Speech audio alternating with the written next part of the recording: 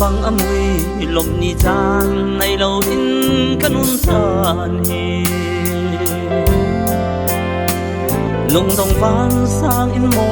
sualit kurbu in mo kan yam pi to lấy độ na cất lan tôn cơ mual thô na long te an đắc si mual phô pi cất chi na dây mà lâu cất ruột mi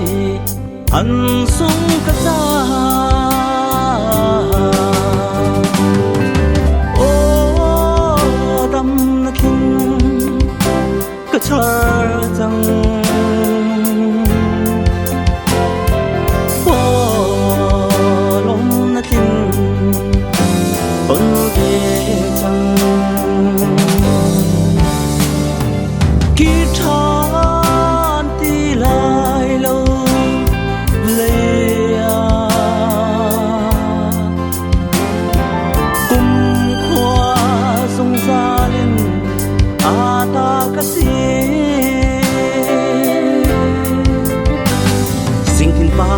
độ cây băng cầm chung ni chân tôi té cắm hơi cây mạ cha mang lâu in năng mạ cha y mang in gần nung trăng bom hào mi cấp hung chân bom chợ khô đinh in nung cây in pe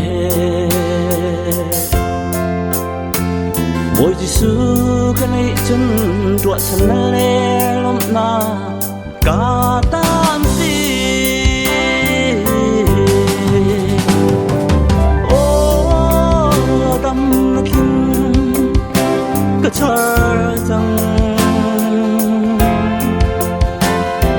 ô lom na kin ôn về chẳng